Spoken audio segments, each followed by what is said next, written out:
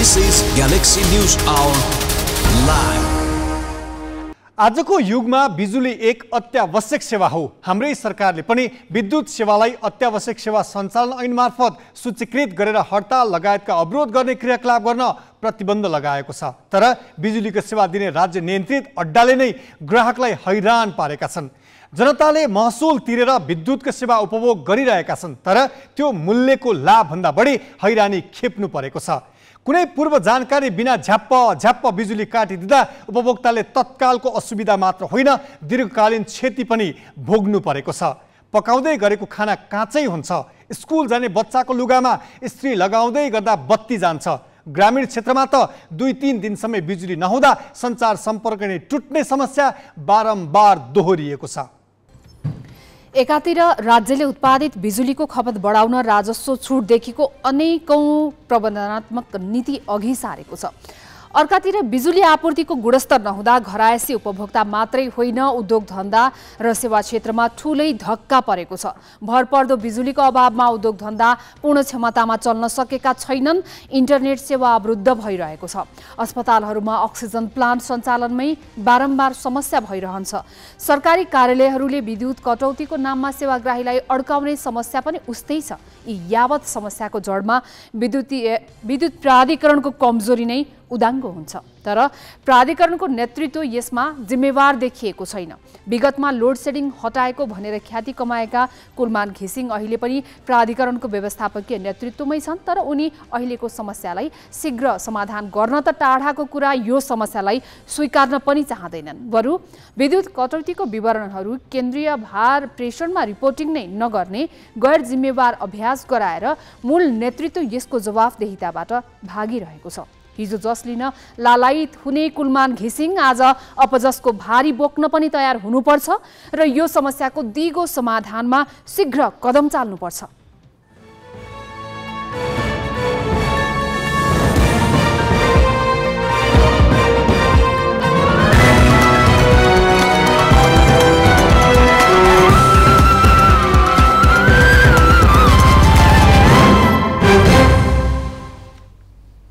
नमस्कार, यो हो गैलेक्सी न्यूज आवर। अब हेडलाइन्स।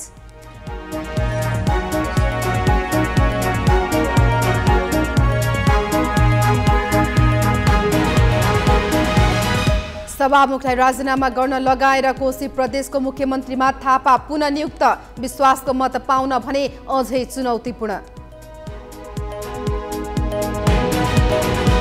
संविधानको सीमा घर्किसकेपछि पनि प्रधान न्यायाधीश नियुक्तिमा नेताहरू एकपछि अर्को अत्तो थाप्दै, संवैधानिक परिषदको बैठक निष्कर्षविहीन, अन्य पदमा पनि एकसाथ भागवण्डा गरिने।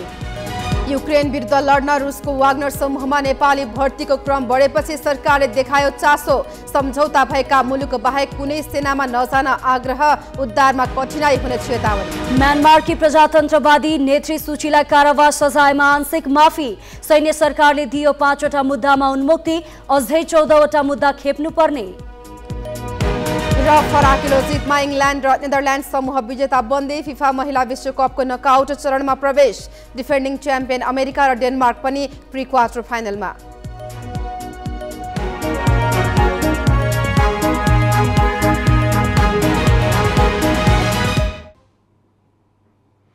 कुनै समय 16 घण्टासम्म लोड सेडिङ बेहोरेका नेपालीलाई अहिले धेरै सहज छ। कम्तीमा घोषित रूपमा लोड सेडिङको तालिका सार्वजनिक गरिएको छैन। अझ बर्खायाममा त बिजुली बढी भएर भारतलाई बेच्न थालेको समाचारले हामीलाई झनै पुलकित बनाउँछ।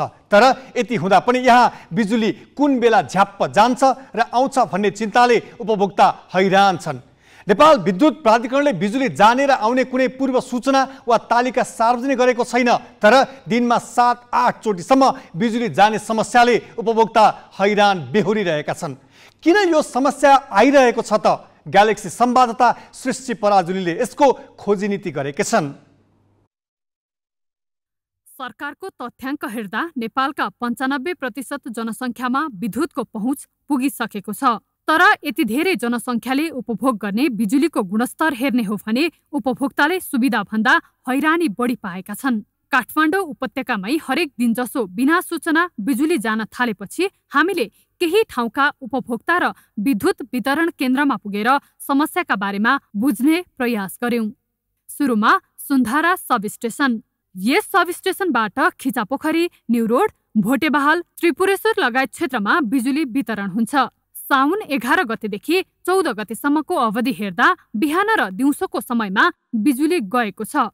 11 गते सिस्टम आउटको कारण बिहान 8:45 मा गएको बिजुली 8:51 मा आएको छ भने 12 गते मर्मतका कारण दिउँसो 10:37 बजे बिजुली गएको र 11:27 मा आएको देखिन्छ। 14 गते पनि सिस्टम आउटकै कारण बिहान 9:44 बजे लाइन गएको र 9:46 मा आएको देखिन्छ। यी तीनै दिन यस स्टेशनबाट वितरण भएको सबै ठाउँमा ती समस्यामा विद्युत आपूर्ति रोकिएको देखिन्छ। मर्मत सम्भार र उच्च भोल्टेजका कारण बिजुली गएको यहाँका कर्मचारी बताउँछन्। तर यसरी झ्याप झ्याप बिजुली जाँदा पनि प्राधिकरणले न कुनै पूर्व सूचना जारी गरेको छ, न त विद्युत आपूर्ति रोकिएकामा ग्राहकलाई कारण र क्षमा याचनाको जानकारी दिएको छ। बत्ती त बेला बेलामा यसो जाने आउने भइरहेछ होइन। अब के अरे टाइम टु न टाइम के गइरहन्छ बत्ती चाहिँ होइन। प्रायः चाहिँ अब फेरि कुन समयमा जान्छ के समयमा जान्छ थाहै छैन। तर यसो जाने अनि फेरि 5 मिनटपछि आउने, कहिले 15-20 मिनटपछि आउने, त्यस्तो भइरहेछ। सेड्युल पनि छैन। अब त्यस्तो भयो। मेन कुरा अब अहिले त लोड सेडिङ हुने समय होइन, त्यही पनि लोड सेडिङ भइरहेछ। खै के कारण हो त्यो। अब लागौं चाभैल सब स्टेशनतिर। धुम्माराही, रामहिटी, सुन्दरीजल, साखु, थली, कपन लगायतका क्षेत्रमा यस केन्द्रबाट विद्युत वितरण हुने गर्छ। यस क्षेत्रमा दैनिक 6 देखि 8 पटक समेत बिजुली जाने समस्या देखिएको छ।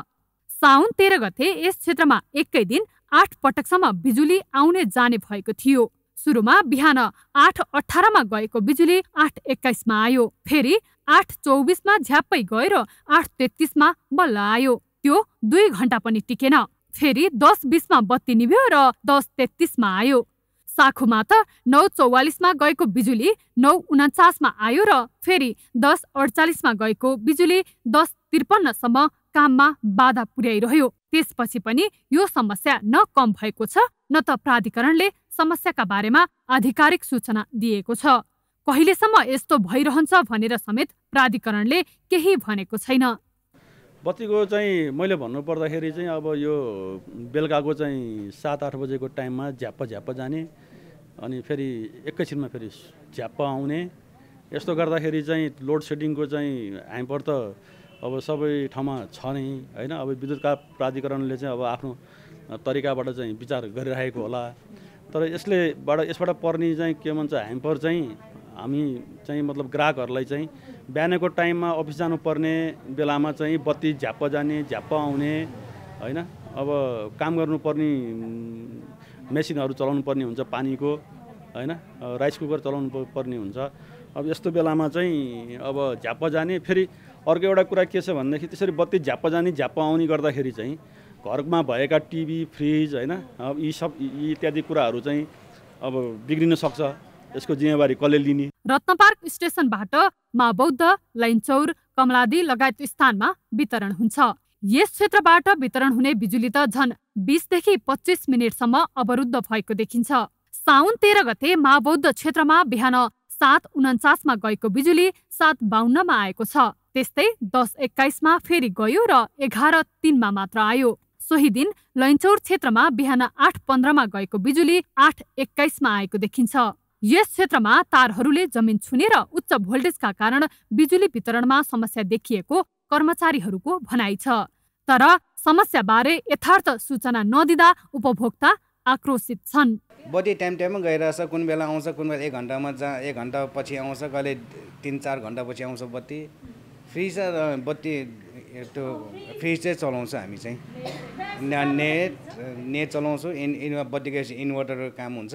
काम भनेको लाइट मात्र, अरू केही काम हुँदैन। अब बत्तीको ठेकानै हुँदैन। बत्ती अब बिहान अब 3 बजे जान्छ, राति 2 बजे गएर 10 बजे आउँछ, कहिले आउँदैन, बेलुका 7तिर आउँछ। धेरै भनेर त भन्न सकिँदैन होइन। अहिले चाहिँ नि रेगुलर भन्नाले अब कहिले 45 मिनट, कहिले आधी घन्टा त्यस्तो गइरहेछ होइन। अहिले जे होस् नि, अहिले चाहिँ यो अलि उनै भइरहेछ कि आउने जाने भइरहेछ कि। हिजो चाहिँ नि अलि धेरै नै भयो, आज चाहिँ त्यति भएको छैन। प्राधिकरणको प्रबन्ध निर्देशकमा कुलमान घिसिङको आगमनसँगै लामो समयसम्म हुने लोडसेडिङको अन्त्य भएको थियो। काठमाडौँ उपत्यकामा 2073 सालबाटै र मुलुकभर 2075 मा लोडसेडिङ अन्त्यको घोषणा भएको थियो। तालिका अनुसार बिजुली जाने समस्या त अन्त्य भयो, तर अहिले कुनै तालिका र पूर्व सूचना नदिई झ्याप बिजुली जाने समस्याले उपभोक्ता झन् आजित हुनु परेको छ। सरकारले केही वर्ष यता देशभित्र बिजुलीको उपयोग बढाउने नीतिलाई जोडतोडका साथ अघि बढाएको छ। सस्तो भाउमा पाइने पेट्रोलियम गाडीको साटो महँगा विद्युतीय गाडी किन्न प्रोत्साहन गरिरहेको छ। यसका लागि विद्युतीय गाडीमा भारी कर छुट दिएर ग्रामीण विकासमा खर्चनुपर्ने सरकारी ढुकुटी नै दाउमा राखेको छ। घरका भान्सामा प्राकृतिक ग्यासको सट्टा विद्युतीय चुल्हो बाल्न सरकारले नै आग्रह गरिरहेको छ। विद्युतीय चुल्होको उपयोग पनि बढेको छ, तर राजधानी काठमाडौँ र देशका प्रमुख सहरमै पनि विद्युतको गुणस्तरमा गम्भीर समस्या छ। हरेक जसो स्थानमा बारम्बार बत्ती जाने अवस्था छ। भर पर्दो र गुणस्तरीय विद्युत सेवा दिनै नसकेको भनेर विद्युत प्राधिकरणको ठूलै आलोचना हुन थालेको छ। यसै विषयमा हामीले नेपाल विद्युत प्राधिकरणका प्रवक्ता सुरेश बहादुर भट्टराईलाई बर्खाको बेलामा पनि झ्याप बिजुली जाने समस्या किन आएको हो भनेर सोधेका छौँ। जाने भनेर डिस्ट्रिब्युसन साइडका फिडरहरू चाहिँ अलिअलि ट्रिपहरू हुन्छ हैन, कहीँ अब तपाईँले देख्नु भएको हुन्छ सडक मर्मत सम्भारको लागि कहीँ ट्रान्सफर्मरमा ओभरलोड भएको हुनाले, कहीँ अब केबलका लाइनहरू सर्ट भएर पनि हुनसक्छ लोकल फिडरहरू हैन, कहिलेकाहीँ ओभरअल इन्टायर ग्रिडै फेलियर भएको पनि हुनसक्छ। त्यो रिजनहरू धेरै नै हुन्छ, तर ग्रिडको फेलियर भएर सिस्टम गएको भनेको चाहिँ अब त्यत्रो धेरै हुँदैन, कहिलेकाहीँ गएको हुनसक्छ हैन। तर तपाईँले जुन भन्नुभयो अहिले विभिन्न ठाउँमा अब यो के हुन्छ भने डिस्ट्रिब्युसन फिडरहरूमा चाहिँ कहिलेकाहीँ अब लोकली हैन के अरे कहिले सर्ट हुन्छ, रुखपातहरूले छोइदिइराखेको हुनसक्छ, मर्मत सम्भार गर्नुपर्ने हुन्छ, कहिले ट्रान्सफर्मर ओभरलोड हुन्छ, त्यो कारणले पनि सिस्टम त्यो एरियामा बत्ती गएको हुन्छ। अब कहिलेकाहीँ चाहिँ ग्रिडै फेलियर हुन्छ, जहाँ चाहिँ तपाईँले देख्नुभयो हाम्रो होल प्रसारण लाइन चाहिँ प्राय धेरै जङ्गल हुँदै आएको हुन्छ।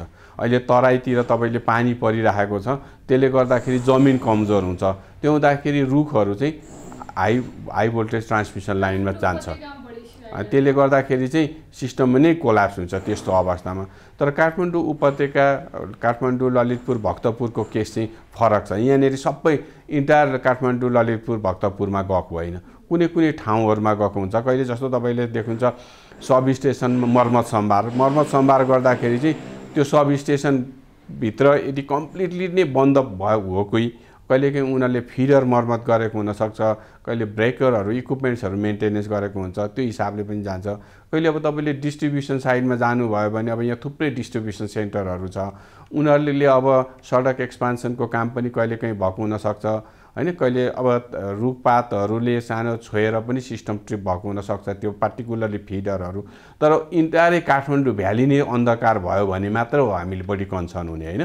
एकाध दुईवटा फिडरहरू चाहिँ मर्मत सम्भार कहिलेकाहीँ ओभरलोड भएर अथवा पार्टिकुलरली एकाध दुईवटा ठाउँहरूमा 2-4-20-50 घरहरूमा बत्ती नभएको अवस्था, ट्रान्सफर्मरहरू ओभरलोड भएर, ती सबै यी प्राविधिक इस्युजहरू हो र खास गरी मर्मत सम्भारहरू फ्रिक्वेन्टली हुन्छ। जस्तो तपाईँले काहीँ काम गर्दै गरेको हुन्छ, केही सामान झर्छ र फिडर ट्रिप हुन्छ हैन, त्यस्ता घटनाहरू काठमाडौँ उपत्यकामा छन् र त्यो कारणले गर्दाखेरि चाहिँ तपाईँले बत्ती जाने र अनि आइहाल्नेको कारण चाहिँ त्यो हो। त्यो भनेको सोसियल चिजहरू हुन्, यी सबै चिजहरू तपाईँले केबलहरू तानिराखेको हुन्छ, इन्टरनेटको केबल तारमा झर्छ, एकछिन त्यो ठाउँमा बत्ती जान्छ, स्पार्क हुन्छ, पट्किन्छ हैन, फेरि हाम्रो मर्मत टिम जान्छ, मर्मत गर्छ। त्यस्तो किसिमको डिस्टर्बेन्सहरू एउटा सर्ट स्प्यान अफ टाइममा ड्युरेसनहरूमा चाहिँ त्यस्तो डिस्टर्बेन्स चाहिँ भ्यालीहरूमा हो। तर इन्टायर ग्रिडै फेलियर भयो, ग्रिडै कोल्याप्स हुँदाखेरि मात्र हो हामीलाई जानकारी हुने। तर अब देशभरि तपाईँको 150-200वटा शाखाहरू छन्, उनीहरूले मर्मत सम्भारकै कामहरू गरेर बसिरहेका हुन्छन् हैन, त्यो भएको हुनाले ती सबै जानकारी चाहिँ हामीलाई हुँदैन। अब केही न्युज संक्षेपमा। संवैधानिक परिषदको आजको बैठक कुनै निर्णय नगरी टुङ्गिएको छ।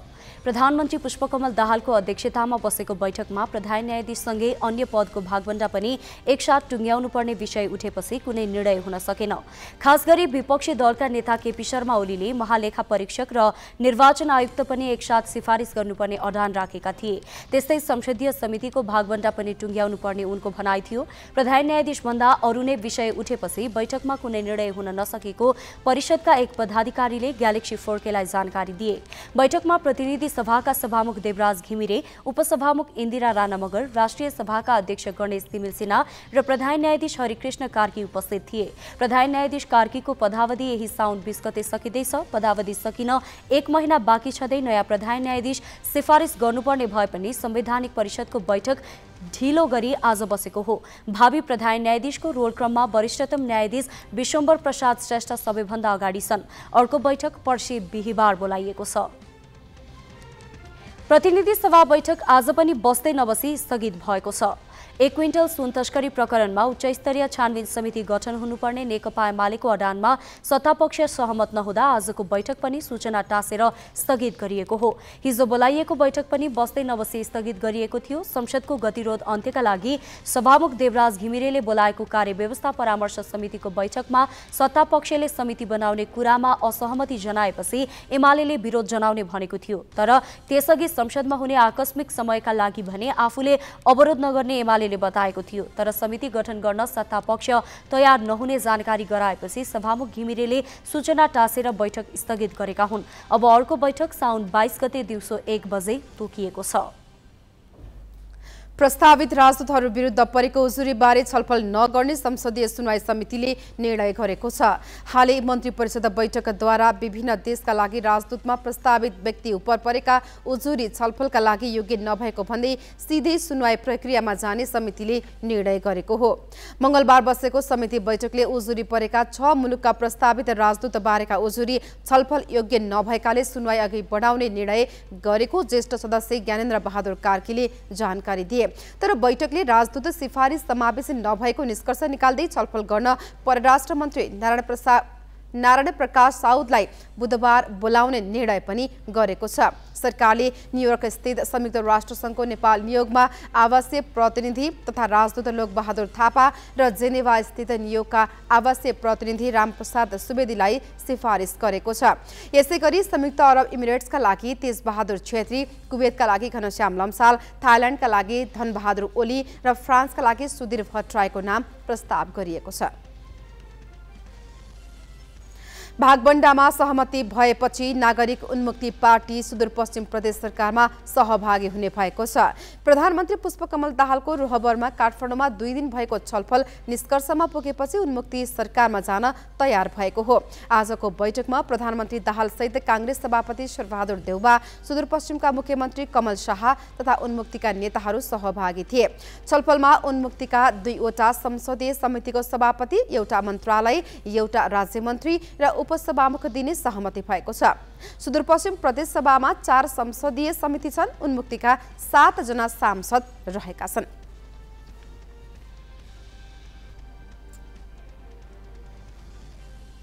बाँकी प्रसंग स्मृति मल्लबाट।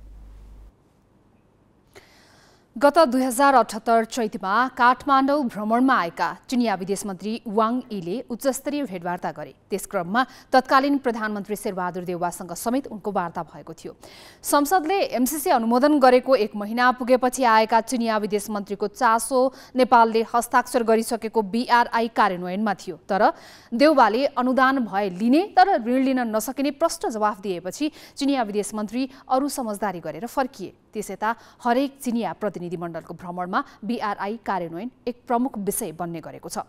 नेपालमा बनिसकेका ठूला पूर्वाधार र बन्न लागेका कतिपय आयोजना ब्याज तिर्नै नसक्ने भइसकेका बेला अब नेपालले ऋण लिने कुनै पनि आयोजनाको प्रतिफल र व्यवस्थापनमा पर्याप्त बहस हुनुपर्ने जानकारहरू बताउँछन्। एमसीसीलाई नेपालमा अमेरिकी प्रभाव विस्तार गर्ने कदमका रूपमा बुझेको चीनको आक्रामक रणनीति र अनिच्छाका बावजुद पारित भयो। तर त्यस अघि नै हस्ताक्षर भए पनि नेपालले कार्यान्वयनमा चासो नदिएको बीआरआईमा प्रगति नभएपछि आफू कमजोर महसुस गरेको चीनले कूटनीतिक सक्रियता बढाएको थियो। श्रीलङ्कामा विवादित बनेको पृष्ठभूमिमा चिनिया विदेश मन्त्री वाङ यीसँगको भेटवार्तामा तत्कालीन प्रधानमन्त्री शेरबहादुर देउवाले एमसीसी चाहिँ अनुदान दिए लिने तर ऋण लिन नसकिने प्रश्न सङ्केत गरे।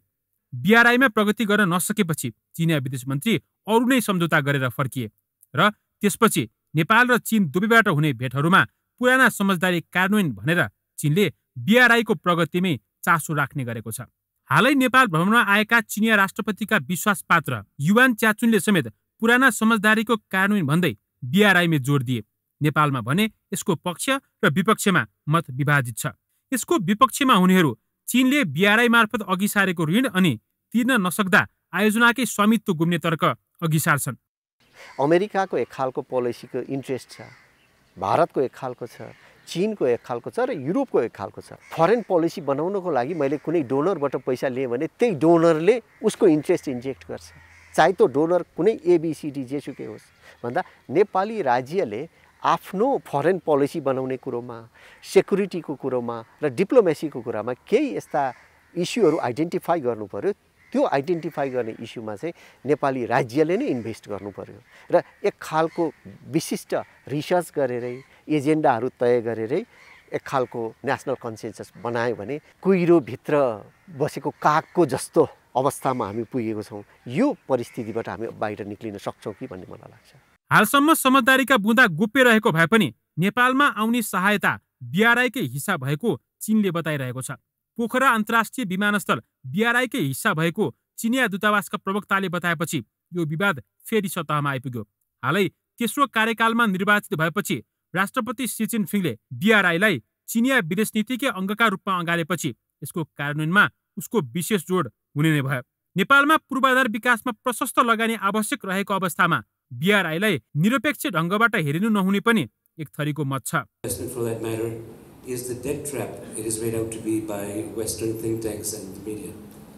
BRI-लाई पश्चिमी मिडिया र थिङ्क ट्याङ्कले ऋणको जालोका रूपमा चित्रण गरेका छन्, तर नेपालका परम्परागत दाताहरूको प्रतिबद्धता त्योभन्दा कमजोर देखिन्छ।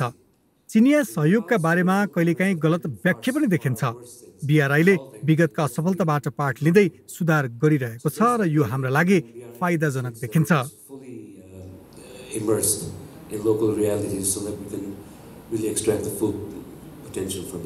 नेपालमा आफूलाई लक्षित गर्दै अमेरिकी सक्रियता एकपछि अर्को गरी अघि बढ्दा BRI कार्यान्वयनमा प्रगति नहुँदा चीन अवश्य पनि बेचैन छ।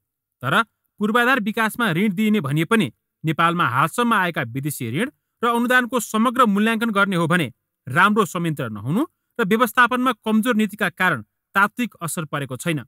इन्फ्रास्ट्रक्चरको जुन त्यो एउटा ग्याप छ त्यो चाहिँ बाहिरको इन्फ्लुएन्सले नै गर्दाखेरि भएको हो। अहिले चाहिँ हामीलाई साँच्चीकै हामी बसेर हाम्रो few couple people were really interested नेपालको माया गर्ने मान्छेहरू चाहिँ बसेर नेपाललाई के चाहिन्छ भनेर यो हाम्रो फर्स्ट एन्ड फरमोस्ट स्टेट नभइकन त अरू कुरा हुँदैन।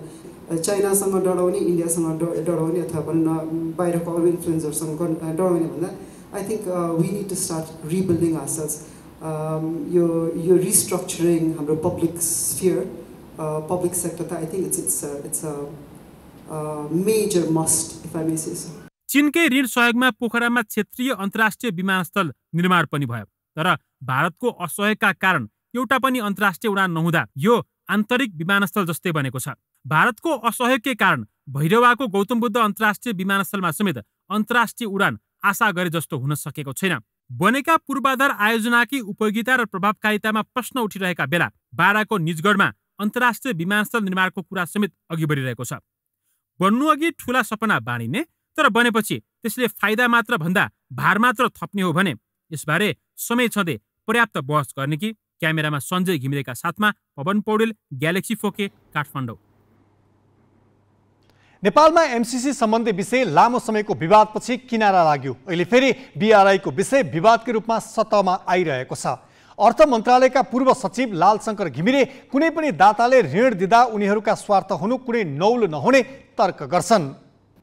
यतिखेर आएर सबैले यो गलत के भनिरहेछौँ कि जबकि यो चाहिँ 2007 मा इनिसिएट गरेको हो, मोटामोटी सबैलाई थाहा थियो, कसैले विरोध गरेन कि आजसम्म। इन्ट्रेस्टिङ। MCC चाहिँ 2009 मा पहिले यो देशलाई MCC चाहियो भनेर नेपालको अमेरिकाको राजदूतावासमा बसेर इमेल गर्ने मान्छे म है। अनि संयोगले 76 असार 30 गते तत्कालीन सभामुख कृष्णबहादुर महरालाई यो रेटिफिकेसन गरिदिनु भनेर लेख्ने मान्छे पनि म हो। भनेको त्यत्रो बिचमा चाहिँ कसैलाई चासोको विषय भएन। त्यो चाहिँ रेटिफिकेसनमा जान 10-15 दिन अगाडि अनि 2 धारमा बाँडियो नेपाल। यो MCC आयो भने नेपाल चाहिँ सुनको लङ्का बन्छ भन्ने एउटा धार, एउटा चाहिँ MCC आएन भने नेपाल नरक बन्छ भन्ने खालको होइन। त्यस्तै अर्को चाहिँ BRI हेर्नुहोस् है, BRI 13 मा सुरु गर्यो, 14 मा इलाबोरेट गर्यो, 17 मा त हामीले चाहिँ एग्रिमेन्टै गर्यौँ एक किसिमको। परराष्ट्र मन्त्रालय होला, अब ब्युरोक्रेसी सबैले खराब भन्छन्, खराबै होला, उसले अफिसियल्ली बाहिर ल्याएन, तर सबका हातमा थियो कि यो BRI को MOU 2017। अनि अब कसैले विरोध गरेन। अब चाइनिज एम्बेसडरले गएर पोखरामा यो पोखरा एयरपोर्ट चाहिँ BRI भनिदिएपछि सबै गर्छौँ कि भन्न खोजेको देश बनाउने बिगार्ने रेस्पोन्सिबिलिटी त हाम्रो पनि हो नि, तर हामीमा पनि त्यो देखिँदैन कि। अनि खुद ब्युरोक्रेसी त्यही, अनि डोनर त्यही गरौँ, पोलिटिसियनलाई ब्लेम गर्छु, त्यो छोडेर आफैलाई हेर्नु पर्ला कि जस्तो लाग्यो। मैले भन्न खोजेको कुरा चाहिँ के भने, मेरो आफ्नो अनुभवमा बिना स्वार्थको बाइलेटरल चाहिँ एड हुनै सक्दैन, त्यो ख्याल गर्नु पऱ्यो। एडबाट इन्फ्रास्ट्रक्चर बनाउने अथवा अरू गर्ने के गर्नुहुन्छ। त्यस्तै गरी बिना शर्तको मल्टिलेटरल एड हुँदैन। यो बाहेक पनि अरू एड विन्डोहरू छ अहिले ठुल्ठुलो, यिनीहरू क्लियरली इन्फ्लुएन्स लिएर आएको छ। त्यसकारण चाहिँ अनि अर्को चाहिँ ट्रान्सपरेन्सीको कुरा पनि निस्किरहेको छ यहाँ। चाइनिज एड मेरो केही अरूभन्दा बढी रिजर्भेसन छन् चाइनिज एडमा, मेरो पर्सनल्ली पनि होइन, केही ऊहरू पनि छ, हटिङ कुराहरू पनि छ। तर म के भन्छु भने 20 को 19 होला, कोही पनि ट्रान्सपरेन्ट छैन। अमेरिका भन्नुहोस्, इन्डिया भन्नुहोस्, एक केस दिन सक्छु कि म। त्यसकारण त्यति एउटै डोनर ट्रान्सपरेन्ट छ भनेर भनिरहन जरुरी छैन, कोही पनि ट्रान्सपरेन्ट छैन टु सम एक्सटेन्ट होइन। तर अब एड कि नलिनु पर्यो होइन, म त नलिनु भन्छु वास्तवमा होइन। तर लिने हो भने एउटा कुरा फेरि हामीले पनि ख्याल गर्नु पर्यो क्या एकैचोटि चाहिँ, किनभने एड दिनेले पनि आफ्नो देशको ऐन कानुन अनुसार दिने हो। हामी लिनेले पनि सकेसम्म जति हामी निकममा भए पनि, पोलिटिसियन भन्नुहोस्, ब्युरोक्राट्स भन्नुहोस्, अरू अब्जर्भर भन्नुहोस्, उनीहरू पनि त्यो हदसम्म निकममा छैन। कमसेकम आफ्नो संविधान कानुन अनुसार साह्रै त्यो बाइपास गरेर त उनीहरूले पनि लिएको छैन। तर के हुन्छ, अमेरिका र नेपाल भन्नु न, उसको संविधान र हाम्रो संविधान मेल खाँदैन, उसको कानुन र हाम्रो कानुनहरू मेल खाँदैन। उसले त आफ्नो संविधान अनुसार दिन खोज्छ नै ओभियसली। हामीले पनि हाम्रो संविधान अनुसार लिन खोज्छौँ। इन्फ्रास्ट्रक्चर प्रोजेक्ट भन्नुहोस् अथवा ओभरअल एड भन्नुहोस्, गभर्नेन्सको भन्नुहोस्। त दुईटा देश हुने बित्तिकै त्यो मिल्दैन भनेपछि तपाईँले के गर्नु पर्यो भनेदेखि, तपाईँ आफ्नो कानुन कहाँसम्म बिच्न सक्नुहुन्न त्यहाँसम्म तपाईँ जानु पर्यो, उनीहरूलाई पनि त्यो लेभलसम्म ल्याउन सक्नु पर्यो। होइन भने त चाहिँ टोटल्ली आफ्नो टर्ममा पनि ल्याउन सकिँदैन, तर उनीहरूको टर्ममा आउन दिनु हुँदैन। तर अहिले चाहिँ ब्यालेन्स तौलमा हेर्दाखेरि मलाई के लागिरहेछ भने, हामी उनीहरूलाई चाहिँ बढी आउन दिइरहेछौँ, हामी चाहिँ गएको छैनौँ। यो लोयल्टी 75 वर्षदेखिको किन हो मैले चाहिँ बुझेको छैन। By any criteria Chinese Exim ब्याङ्कको हो होइन। अझ दुईवटा कन्सेसन छ यसमा, एक्जिम ब्याङ्कको लोन नै कन्सेसनल हुन्छ बाई डेफिनेसन। दोस्रो चाहिँ गभर्मेन्टले सब्सिडी दिएको छ कि त्यहाँ एक्जिम ब्याङ्कलाई, त्यो डबल कन्सेसन छ, त्यस कारण यो कन्सेसनल हो। यो BRI पोखराको केसमा खालि चाहिँ यो अब दुईजना मान्छे भएपछि दुईवटा भ्यू त आउँछ। मानिलिउँ यहाँ चाहिँ पोखराको बारेमा एउटा नेपाली मान्छे भयो, एउटा चाइनिज मान्छे भयो। यो क्वेसन चाहिँ के हो भनेदेखि, एउटा त कुन मोडालिटीबाट आए पनि आइहाल्यो, त्यो अघि मल सरले भनेको म आई एग्री। दोस्रो कुरा त्यो पनि बिर्सिदेऊ, यो चाहिँ दुईजना मान्छे छौँ, दुई थरी कुरा आयो भनेदेखि कसलाई पत्याउने तपाईँले? म चाहिँ भन्छु निकम्मै भए पनि नेपाल सरकारलाई पत्याउनु पर्यो, उसले BRI हो भनेको छैन। त्यस कारण यो डिबेटै बेकारको जस्तो लाग्छ कि मलाई। कसैले आएर भन्यो यो चाहिँ BRI हो, अर्कोले भोलि चाहिँ लुम्बिनीमा गएर चाहिँ ARI भन्देला, ADB के रोड इनिसिएटिभ भन्देला, अर्कोले आएर URI भन्दा अमेरिकन रोड इनिसिएटिभ भन्देला। हामी त्यसरी पत्याउनु भएन। सरकारले के भन्छ एज ए सिटिजन चाहिँ हामीले त्यो पत्याउनु पर्यो। त्यसकारण चाहिँ BRI को यो डिबेटै किन आउँछ मैले त बुझ्दिनँ वास्तवमा। अब केही न्यूज संक्षेपमा। कारावास सजायमा रहेकी म्यानमारकी प्रजातन्त्रवादी नेत्री आङ सान सुचीलाई सैनिक सरकारले आंशिक माफी दिएको छ। उनीमाथि लगाइएका 5वटा फौजदारी मुद्दामा माफी दिएको म्यानमारको सरकारी सञ्चार माध्यमले जनाएको छ। यद्यपि उनले अझै 14वटा अन्य मुद्दा खेप्नुपर्नेछ। म्यानमारको सैनिक सरकारले 7000 बन्दीलाई रिहाईको घोषणा गरेसँगै 78 वर्षीय नोबेल शान्ति पुरस्कार विजेता सुची विरुद्धका 5वटा मुद्दा खारेज गरेर आंशिक माफी दिने निर्णय गरेको हो। सुचीमाथि भ्रष्टाचार, गैरकानूनी बेकानुनी रूपमा सञ्चार उपकरण वाकीटकी राखेको तथा कोरोना भाइरस विरुद्धका नियम पालना नगरेको लगायत अपराधमा दोषी ठहर गर्दै 33 वर्षको कारावासको सजाय तोकिएको छ। 2 वर्ष अघि नेशनल लीग फर डेमोक्रेसीकी नेत्री सूचीको सरकारलाई अपदस्थ गरे यता उनका समर्थकहरूमाथि सैनिक सरकारले व्यापक धरपकड एवं दमन गरेको छ भने समग्र देश रक्तपातपूर्ण हिंसाको चपेटामा छ। सैनिक शासन विरुद्धको आन्दोलनमा करिब 6000 गैर सैनिक मारिएका छन्।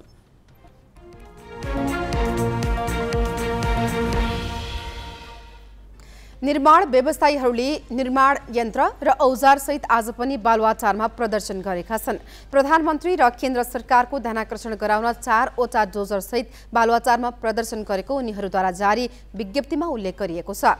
व्यवसायीहरूले केही दिन यता निर्माण कार्यमा भुक्तानी र म्याद थप लगायतका 9 बुँदे मागसहित बालुवाटार सहितका क्षेत्रमा प्रदर्शन गर्दै आएका छन्। बीमा निर्देशिका 2078 खारेज गर्नुपर्ने, जुनसुकी अवधिको ठेक्काको मूल्य समायोजन गर्नुपर्ने, विभिन्न निकायमा काम गरे बापतको रकम तुरुन्त भुक्तानी गर्नुपर्ने लगायतका माग उनीहरूको छ। बाँकी प्रसङ्ग नवराज पाण्डेबाट।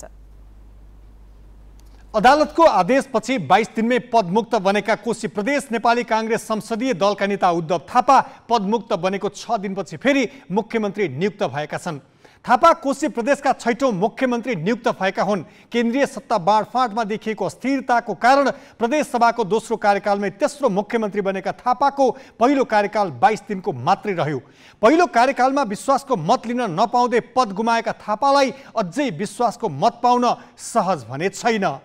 कोशी प्रदेशमा नेपाली काङ्ग्रेस संसदीय दलका नेता उद्धव थापा दोस्रो पटक मुख्यमन्त्री नियुक्त भएका छन्। गत असार 21 गते काङ्ग्रेस, माओवादी केन्द्र, एकीकृत समाजवादी र जसपाका 46 प्रदेश सभा सदस्य र सभामुख गौतमको छुट्टै समर्थन लिएर थापा पहिलो पटक मुख्यमन्त्री नियुक्त भएका थिए। तर सर्वोच्च अदालतले सभामुखले समर्थन गरेर सरकार निर्माण गर्न नमिल्ने फैसला गरेपछि उनी पदमुक्त भएका थिए। दोस्रो पटक मुख्यमन्त्री बनेका थापाले गठबन्धन दलबीच छलफल गरी मन्त्रीको टुङ्गो लगाउने र उपयुक्त समय मिलाएर प्रदेश सभाबाट विश्वासको मत लिने बताएका छन्। विश्वासको मत त अब हामीले संविधानमा व्यवस्था भएअनुसार 30 दिनभित्र लिने हो। अब हाम्रो सरसल्लाह हुन्छ, छलफल गर्छु, उपयुक्त समय निश्चित गरेर विश्वासको मत 30 दिनभित्र हामी लिन्छौँ। सम्भव छ त अनि यो समयभित्र हामीसँग गठबन्धनमा अब विश्वास मतको बहुमत पुगेकै छ। यसमा कुनै शङ्का छ र? मन्त्री परिषद त अब हाम्रो 9 हो कोशी प्रदेशमा, 9 भन्दा माथि जाँदैन। पुरानै मन्त्रीहरूलाई दोहोऱ्याउनु हुन्छ कि नयाँ? पुरानो पनि दोहोरिन सक्नुहुन्छ, नयाँ पनि आउन सक्नुहुन्छ। अब सङ्ख्या चाहिँ अहिले हामी बसेर निर्धारण गर्छौँ। यता बहुमत पुर्याउन सभामुखबाट राजीनामा दिन बाध्य पारिएका बाबुराम गौतम भने अहिलेको प्रक्रियामा सन्तुष्ट देखिएका छैनन्। यद्यपि प्रदेश सभामा अप्ठ्यारो परिस्थिति आउन नदिन राजीनामाको बाटो लिएको उनको भनाइ छ। बदनाम त भन्न मिल्दैन, तर प्रदेश सभालाई अलि स्थायित्व दिने हिसाबले सोच्दाखेरि चाहिँ यो राजीनामा उपयुक्त भन्ने मलाई कोही लागेको छैन व्यक्तिगत रूपमा भन्दा। तर अब अहिलेको प्रदेशको परिवेश र अब एउटा खालको चाहिँ जटिलताको बिचबाट मैले राजीनामा दिनुपर्ने भयो र मैले चुनाव। साउन 11 गते सर्वोच्चले थापाको मुख्यमन्त्री नियुक्ति प्रक्रिया असंवैधानिक भएको भन्दै बदर गरिदिएपछि प्रदेश प्रमुख परशुराम खापुङले मंगलबार 5 बजेभित्र मुख्यमन्त्रीमा दावी पेश गर्न आह्वान गरेका थिए। उनले संविधानको धारा 168 को उपधारा 2 अनुसार 2 वा 2 भन्दा बढी दलको समर्थनमा सरकारको दावी पेश गर्न आह्वान गरेका हुन्। थापालाई पुनः मुख्यमन्त्री बनाउन सत्तारूढ गठबन्धनले निकै कसरत गर्नु पर्यो। राप्रपालाई रिझाएर थापालाई मुख्यमन्त्री बनाउने प्रयास असफल भएपछि गठबन्धनले सभामुख गौतमको राजीनामाको बाटो रोजेको हो। पहिलो पटक विश्वासको मत लिन नपाउँदै मुख्यमन्त्री पद गुमाएका थापालाई आगामी दिन पनि त्यति सहज बन्ने छैन। उनले 30 दिनभित्र विश्वासको मत लिनै पर्ने संवैधानिक व्यवस्था छ। सत्ता पक्षसँग 47 सांसद छन् भने विपक्षी नेकपा एमालेका 40 र राप्रपाका 6 गरी 46 सांसद छन्। उपसभामुखले सभा सञ्चालन गरेको अवस्थामा विश्वासको मत लिने दिन सत्ता गठबन्धनको सदस्य संख्या 47 पुग्ने निश्चित छ। तर विश्वासको मत लिने मिति अगावै उपसभामुखले राजीनामा दिए फेरि गठबन्धनलाई समस्या हुनेछ। नेपालको संविधानको धारा 182 को उपधारा 5 मा सभामुख र उपसभामुख दुवै पद रिक्त रहेको अवस्थामा प्रदेश सभाको बैठकको अध्यक्षता उपस्थित सदस्य मध्ये उमेरको हिसाबले ज्येष्ठ सदस्यले गर्ने उल्लेख छ। कोशी प्रदेश सभामा ज्येष्ठ सदस्य गयानन्द मण्डल काङ्ग्रेसकै हुन्। त्यसैले थापालाई सरकार बनाउन र टिकाउन राप्रपाको आड लिनै पर्ने हुन्छ। मोरङबाट गगन नुनियाको सहयोगमा प्रशान्त ठाकुर, ग्यालेक्सी फोके, काठमाडौँ।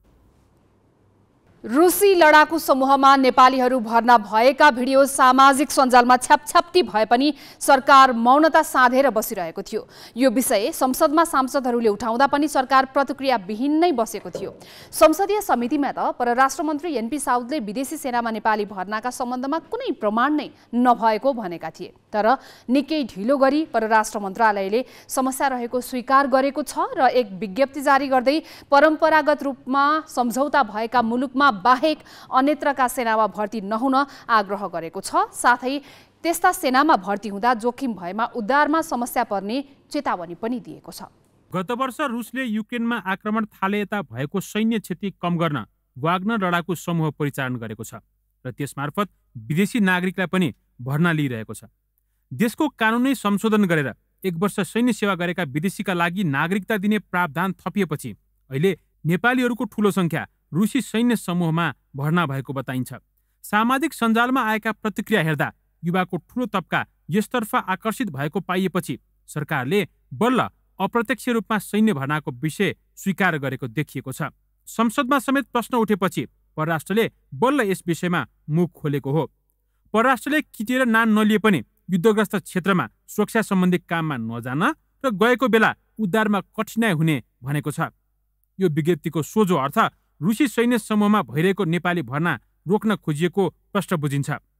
नेपालले भारत र बेलायती सेनासँग मात्र नेपाली नागरिकको भर्ना सम्बन्धी सम्झौता गरेको छ। तर आकर्षक तलब अनि नागरिकता समेतको लोभमा रुसी सेनामा नेपालीको आकर्षण बढेको पाइन्छ। सामाजिक सञ्जालमा विभिन्न स्थानका सैन्य शिविरमा तालिम लिइरहेका नेपालीका भिडियो भाइरल बनिरहेका छन्। यस सम्बन्धमा ग्यालेक्सीले रिपोर्ट प्रसारण गरेपछि संसद बैठकमा समेत यो विषयले प्रवेश पाएको थियो अनि संसदको अन्तर्राष्ट्रिय सम्बन्ध समितिमा परराष्ट्र मन्त्री एनपी साउदले समेत यसबारे ठोस प्रमाण नपाएको जवाब फर्काएका थिए। तर विभिन्न माध्यमबाट भर्नाको क्रम झनै वृद्धि हुन थालेको अवस्थामा परराष्ट्रको विज्ञप्ति आएपछि अब यो समस्या जटिलतातर्फ जान लागेको संकेत देखिन्छ। पवन पौडेल, ग्यालेक्सी फोके, काठमाडौँ। देशमा रोजगारीको अवसर नहुँदा विदेशी नै नेपाली युवाको लर्को दिनदिनै उस्तै छ। तेस्रो मुलुक जाने युवाको लर्को अन्तर्राष्ट्रिय विमानस्थलमा लाग्छ भने भारत जानेहरू फाटेका चप्पल र झुत्रा लुगासँगै सिमाना नागिरहेका भेटिन्छन्। यतिखेर बाँकीमा पर्ने नेपाल भारत सीमा क्षेत्र जमुना नाकामा ठूलो संख्यामा युवाको लर्को देखिन्छ। असारे खेतीबाली सकेर परिवारको आवश्यकता पूरा गर्न र दशैं तिहारका लागि केही रकम जोहो गर्न भारत भासिनु परेको उनीहरूको भनाइ छ। सोमबार बडैयाताल गाउँपालिका वडा नम्बर 2 बर्दियाका खटराज बुढा बाध्यताको झोला बोकेर हसाङ फसाङ गर्दै नेपाल भारतको सीमा नाका जमुनामा भेटिए। नेपालगञ्जको चर्को गर्मी उनको शरीरबाट बग्दै गरेको पसिनाले देखाउँदै थियो। तर रोजीरोटीको भारीले त्यतातिर उनको ध्यान गएकै थिएन। वर्षको 6 महिना नेपाल र 6 महिना भारतमा बिताउने उनले परिवारको आवश्यकता पूरा गर्न यसरी नै नेपाल भारत गरेर बिताएको 30-32 वर्ष भइसक्यो। काम सिद्धियो, घरमा रोजगारी केही छैन। अब कमाउनलाई दसैँ तिहारसम्म यसो हामीले त्यो पाल्नको लागि अर्का देशमा जानै पर्यो। यसमा केही पनि मिल्दैन, रोजगारी पनि छैन, भाउको पनि कमाएर पनि कोही दिँदैनन्, कोही ठगारी छन्, कोही केही छन्। त्यो के गर्नु त, त्यो भएर चाहिँ बाहिर गएर आफ्नो खटराज जस्तै यो नाका भएर भारत छिर्ने हजारौं यसरी नै अर्काको देशमा पसिना बगाइरहेका छन्। घर परिवार छाडेर जाने रहर कसैलाई नभए पनि 2 छाक खानाको जोहो, दुख बिमार हुँदा औषधि उपचार गर्ने खर्च, दशैं तिहार जस्ता चाडपर्व मनाउन चाहिने पैसा, बालबच्चाको पढाइ लगायत बाध्यताले उनीहरूलाई मुङ्लान नगइहुन्न। आफ्नै घर र छरछिमेकमा जस्तो शिर उच्चो बनाएर भारतमा कहाँ काम गर्न पाइन्छ र? तर पनि भारत पस्नुको विकल्प उनीहरूसँग छैन। किनले पढाइ गर्छन्, अब पढाउनको लागि खर्च पनि भयो, काज गर्नु चाहियो, जुत्ता पनि जुला मासु चाहिने होली त्यही भएर अनि खर्च कमी हुन्छ क्या।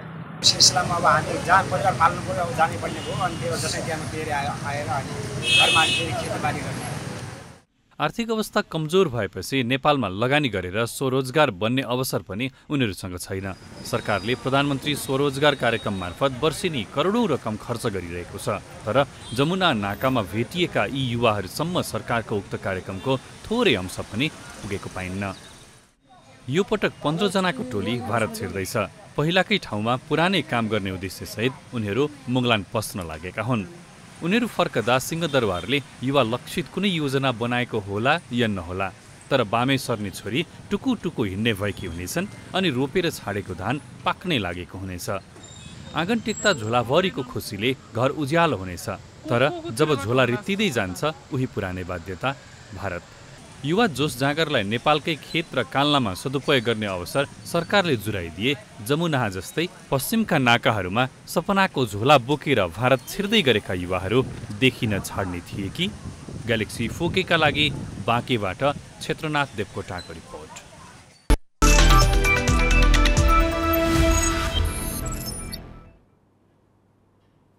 इङ्ल्यान्ड र नेदरल्यान्ड्स समूह विजेता बन्दै फिफा महिला विश्वकपको नकआउट चरणमा प्रवेश गरेका छन्। इङ्ल्यान्डले आज चीनलाई 6-1 को फराकिलो अन्तरमा हरायो। लगातार तेस्रो खेल जित्दै इङ्ल्यान्ड डी को विजेता बन्दै नकआउट चरणमा प्रवेश गरेको हो। इङ्ल्यान्डको सहज जितमा लौरेन जेम्सले 2 तथा एलेसिया रुसो, लौरेन हेम्स, चोलाई केली र रचेल डालीले समान 1-1 गोल गरे। चीनकी सुहाङ वाङले 1 गोल फर्काइन्। यो सँगै इङ्ल्यान्ड लगातार 3 खेलबाट 9 अङ्क जोड्दै अर्को चरणमा प्रवेश गर्न सफल भएको छ। पराजित चीन 3 अङ्क जोडेर तेस्रो स्थानमा रहँदै समूह चरणबाटै बाहिरिएको छ। इङ्ल्यान्डले अब नाइजेरिया सँग खेल्नेछ। अर्को खेलमा डेनमार्कले हैटीलाई 2-0 गोल अन्तरले हराउँदै समूह डी को उपविजेता बनेको छ। डेनमार्कको जितमा पर्निल हार्डर र सान्नी ट्रोडगार्ड्सले गोल गरे। यो सँगै 6 अङ्कसहित डेनमार्क पनि प्री क्वार्टर फाइनलमा पुगेको छ। अर्को खेलमा नेदरल्यान्ड्सले भियतनामलाई 7-0 को फराकिलो अन्तरमा हराउँदै समूह विजेता बनेको छ। गोलको वर्षा भएको खेलमा भर्जिनिया ब्रेगट्स र जिल रोडले समान 2-2 गोल गरे। यसैगरी मार्टिन्स र सोनेजिस र भ्यान्डी डोङ्कले 1-1 गोल गर्दा नेदरल्यान्ड्सले 7-0 को शानदार जित हात पार्यो। 3 खेलबाट 7 अङ्क जोड्दै नेदरल्यान्ड्स समूह ई को विजेता बन्न सफल भएको हो। पराजित भियतनाम भने अङ्कविहीन बन्दै समूह चरणबाट बाहिरिएको छ। यही समूहको अर्को खेलमा डिफेन्डिङ च्याम्पियन तथा दावेदार अमेरिका पोर्चुगलसँग गोलरहित बराबरीमा रोकिएको छ। पोर्चुगलसँग बराबरीमा रोकिँदै अमेरिका समूह चरणबाट बाहिरिनबाट जोगिएको हो। 3 खेलबाट 5 अङ्क जोडेर अमेरिका समूह उपविजेता बन्दै प्री क्वार्टर फाइनलमा प्रवेश गरेको हो। पराजित पोर्चुगल भने 4 अङ्क जोड्दै समूह चरणबाटै बाहिरिएको छ। नेपाली राष्ट्रिय महिला फुटबल टिमकी प्रमुख स्ट्राइकर सावित्रा भण्डारी इजरायलको शीर्ष डिभिजन लिग खेल्न इजरायल गएकी छन्। इजरायलको शीर्ष डिभिजन क्लब हापोएल रानानामा अनुबन्धित सावित्रा नेपालबाट युरोपेली लिग खेल्ने पहिलो खेलाडी बन्ने छिन्। राष्ट्रिय फुटबल टोलीकी गोल मसिनको रूपमा उपमा पाएकी सावित्रा नेपालको लागि सर्वाधिक गोलकर्ता पनि हुन्। उनले नेपालको लागि 44 गोल गरेकी छन्।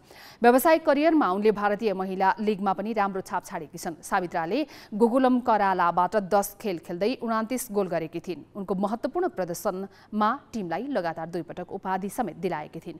यस्तै उनले मालदिप्समा पनि व्यावसायिक फुटबल खेलिसकेकी छन्। एसियाबाट बाहिर फुटबल खेल्न लागेको यो भने पहिलो पटक हो। हिजोसम्म उनी राष्ट्रिय टिमको प्रशिक्षणमा थिइन्। एसियाली खेलकुदमा सहभागिता जनाउन उनी फर्कनेछिन्। नेपाली फुटबलले दक्षिण एसियामै उपाधि जित्न सङ्घर्ष गरिरहेको छ। महिला साफ च्याम्पियनसिप र दक्षिण एसियाली खेलकुद सागमा निरन्तर दोस्रो भइरहेको छ। यो अवस्थामा नेपालको लागि सबैभन्दा ठूलो एक्सपोजर एसियाली खेलकुद हुनेछ। महिला फुटबल टोलीले एसियाको सबैभन्दा ठूलो प्रतियोगिता पहिलो पटक खेल्दैछ, जहाँ समूह चरणमा जारी फिफा महिला विश्वकपमा अब्बल प्रदर्शन गरिरहेको जापान र भियतनामसँगै बङ्गलादेशको सामना गर्नुपर्नेछ। जापानले जारी विश्वकपको समूह सीमा कोस्टारिका र जाम्बिया तथा युरोपेली बलियो प्रतिद्वन्दी स्पेनलाई 4-0 ले हराउँदै समूह विजेताको हैसियतले प्री क्वार्टर फाइनलमा स्थान बनाइसकेको छ। यस्तै भियतनाम पनि विश्वकप खेलेको राष्ट्र हो भने भियतनाममा समूह चरणबाटै बाहिरिएको छ। यसरी हेर्दा नेपाल निकै कठिन समूहमा परेको छ। यसलाई बालगोपाल महर्जन नेतृत्वको नेपाली टिमले कसरी लिएको छ त? हामीले प्रशिक्षक र खेलाडीलाई सोधेका छौँ। त अब अपर्च्युनिटी पनि हो भन्नु परिहाल्यो, तर अपर्च्युनिटी भन्दा पनि प्रेसर बढ्ने हो। जापान जस्तो टिमले, जस्तै स्पेन र अरू त्यत्रो वर्ल्ड कपको टिमले त जापानसँग खेल्न हिचकिचाउँछ, डराउँछ। भनेपछि त हामी जस्तो साउथ एसियाको नेपाल जस्तो टिमले जापानसँग खेल्नु मन प्रेसर त अवश्य नै त्यो स्वाभाविकै हो, त्यसमा दुई मिनटै छैन। तर त्यो प्रेसरलाई कसरी खेप्ने, त्यो प्रेसरलाई कसरी च्यालेन्जिङ गर्ने, त्यो प्रेसरलाई कसरी हामीले गेन गर्ने भन्ने कुरा मात्रै हो। त्यसको लागि नै हामी तयार गर्दैछौँ। अलिकति म सेटिस्फाई किन छु भने यो ट्रेनिङ सेसनले यो अबको 1.5 महिना कन्टिन्यू गरेको खण्डमा चाहिँ बङ्गलादेशलाई कुनै पनि हालतमा हामीले पराजित गर्न सक्छौँ भने म लगायत मेरो टिम र मेरो खेलाडीको त्यो मनोबल उच्च छ। र साथसाथै जापानलाई कसरी त्यसलाई रोक्ने त्यसैमै मैले ध्यान केन्द्रित गरेको छु। तर एकदमै गाह्रो छ होइन। हाम्रो लागि एउटा बिग अपर्च्युनिटी पनि हो। यसबाट चाहिँ हामीले धेरै कुराहरू एउटा सिक्ने मौका पनि पाउँछ र एक्सपोजर पनि हुन पाउँछ जस्तो लाग्छ मलाई चाहिँ। किनभने अब जापान जस्तो भियतनाम जस्तोसँग अब हामी खेल्न गइरहेको छौँ। अब त्यही अनुसारले सर बालकोवर सरले पनि त्यो अनुसारको प्रिपेयर पनि गराइरहनु भएको छ। धेरै कुराहरू चाहिँ सिक्ने मौका पनि पाउँछ। अब उहाँहरूसँग खेल्दाखेरि चाहिँ कसरी खेल्दो रहेछ र त्यहाँनिर कस्तो फेसिलिटीहरू रहेछ, कसरी उनीहरू एक्सपोजर भएको रहेछ र अहिलेसम्म चाहिँ उनीहरूले खेलेर चाहिँ कसरी चाहिँ त्यो वर्ल्ड कपसम्म पुगेको रहेछ भन्ने कुरा पक्कै पनि हामीले त्यहाँबाट चाहिँ केही न केही सिक्ने मौका चाहिँ पाउँछौँ जस्तो लाग्छ। सबैभन्दा पहिला त मलाई खुसी पनि लागेको छ होइन। यो हाम्रो लागि एउटा अवसर हो होइन, अवसर पनि हो र हाम्रो लागि एकदम ठुलो चुनौती पनि हो क्या यो चाहिँ। अब जापान भियतनाम बङ्गलादेश भनेको बङ्गलादेश त अब हामीले खेलिरहेको टिम हो होइन। भियतनामसँग नै हामीले यहाँनिर ओलम्पिक क्वालिफायर राउन्ड खेल्यो। अब जापानको हिजो भर्खर पनि म्याच हेऱ्यो होइन, इस्माइललाई 4 हानेको छ। त्यो हेरेर चाहिँ अब अलिकति प्रेसर चाहिँ छ। तर कस्तो छ भने हाम्रो पनि ट्रेनिङ त्यही अनुसारले भइरहेछ। हाम्रो ट्रेनिङ चाहिँ अब जापान र भियतनामलाई कसरी रोक्ने होइन, बङ्गलादेशलाई हामीले कसरी जित्ने भनेर सरले कोचले त्यही अनुसारले ट्रेनिङ गराइरहनु भएको छ। अब यस्तो भयो मेरो लागि चाहिँ कस्तो लाग्छ भने जापान भियतनामसँग त हामीले खेलि पनि सक्यो, जापान चाहिँ हाम्रो लागि एउटा चुनौती हो क्या। त्यो चाहिँ हाम्रो लेभल कतिसम्मको छ भनेर देखाउन पाउने एउटा प्लेटफर्म पनि हो जस्तो लाग्छ मलाई चाहिँ। अब सुरुमा त त्यही हो, जापान भन्ने बित्तिकै अब एक्साइटेड पनि भयौँ होइन। अब हामीले अब जापान जस्तो टिमसँग खेल्न पाउँदैछौँ भन्ने एक्साइटेड पनि, अनि थोरै नर्भस पनि छौँ। किनभने अहिले हेरिराख्नु भएको छ भने अब हिजो मात्र 4 गोल हानेको छ होइन। हिजो एकदमै राम्रो टिम छ। अब त्यसलाई अब हामीले जस गेम हेरेर पनि अब सिकिरहेको छौँ। अब कला कसरी लिने होइन, हामीले कसरी खेल्दा चाहिँ राम्रो हुन्छ भनेर अब कोचले कसरी इन्स्ट्रक्सन दिनुभएको छ त्यही अनुसार चाहिँ अब जानुपर्छ भनेर अब मेन्टली चाहिँ हामी स्ट्रङ भइरहेछौँ। जापानसँग खेल्ने भन्दा चाहिँ एउटा ठुलो प्रेसर जस्तो पनि हुन्छ। तर त्यस्तो टिमसँग खेल्नु पाउनु भनेको हाम्रो एउटा अपर्च्युनिटी हो जस्तो पनि हुन्छ। त्यस्तो वर्ल्ड कप खेल्ने टिमसँग खेल्न पाउँदा चाहिँ एकदम खुसी। अरूलाई भन्दा पनि हामी वर्ल्ड कप खेल्ने टिमसँग खेल्ने भने जस्तो हुन्छ नि त। अनि अपर्च्युनिटी नै भन्छौँ हामी चाहिँ। हामी ग्यालेक्सी न्युज आवरको अन्त्यमा छौँ। जाँदै हेडलाइन्स।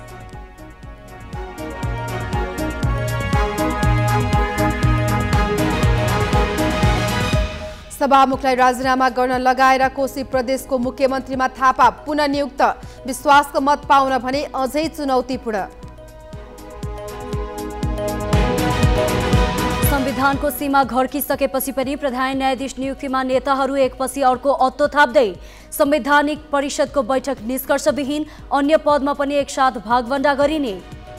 युक्रेन विरुद्ध लड्न रुसको वाग्नर समूहमा नेपाली भर्तीको क्रम बढेपछि सरकारले देखायो चासो, सम्झौता भएका मुलुक बाहेक कुनै सेनामा नजान आग्रह, उद्धारमा कठिनाई हुने चेतावनी। म्यानमारकी प्रजातन्त्रवादी नेत्री सूचीलाई कारावास सजायमा आंशिक माफी, सैन्य सरकारले दियो 5वटा मुद्दामा उन्मुक्ति, अझै 14वटा मुद्दा खेप्नुपर्ने। र फराकिलो जितमा इङ्ल्यान्ड र नेदरल्यान्ड समूह विजेता बन्दै फिफा महिला विश्वकपको नकआउट चरण प्रवेश, डिफेन्डिङ च्याम्पियन अमेरिका र डेनमार्क पनि प्री क्वार्टर फाइनलमा।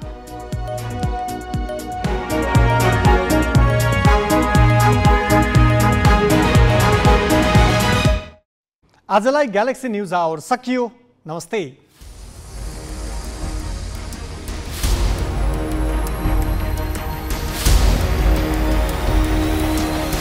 This is Galaxy News Hour Live.